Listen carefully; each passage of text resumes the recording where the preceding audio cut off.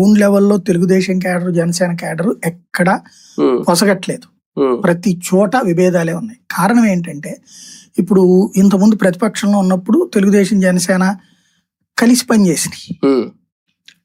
పై స్థాయిలో బీజేపీ జనసేన పొత్తు అన్నా సరే గ్రౌండ్ లెవెల్లో పనిచేసిన వాళ్ళు జనసేన తెలుగుదేశం వాళ్ళే. మీరు స్థానిక ఎన్నికలు చూడండి, ఎంపీటీసీ జెడ్పీటీసీ తెలుగుదేశం బాయ్కాట్ చేసిన తెలుగుదేశంతో కలిసి జనసేన వాళ్ళు కొన్ని గెలిచారు కదా ఎంపీటీసీలు ఎంపీపీలు. అలాగే జెడ్పీటీసీలో కూడా వీళ్ళు గెలిచారు కదా. మున్సిపాలిటీ ఎన్నికల్లో కలిసి పనిచేసింది పేరుకి బీజేపీతో, కానీ బీజేపీ జనసేన కూర్చుని సీట్లు ఫైనల్ చేసుకుంది ఏడా లేదు. 2-3 ఊళ్ళల్లో ఉన్నట్టుంది.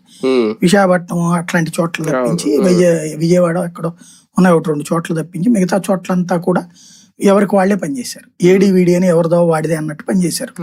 అదే తెలుగుదేశంతో మాత్రం కలిసి పనిచేశారు.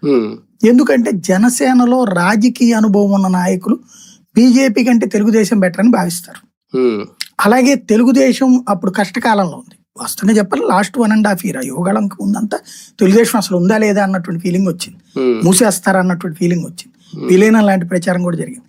అట్లాంటి స్టేజీ నుంచి అట్లాంటి స్టేజీలో వీళ్ళందరూ జనసేన వాళ్ళని కలుపుకుని వెళ్ళి గ్రౌండ్ లెవెల్లో ఉన్న నాయకులు పనిచేసుకున్నారు. ఆ విధంగా ఉండేది. అది ప్రతిపక్షంలో ఉన్నారు కాబట్టి, తెలుగుదేశం కష్టాల్లో ఉంది కాబట్టి. ఓ రకంగా చెప్పాలంటే జనసేన అనేటటువంటిది కాపు సామాజిక వర్గం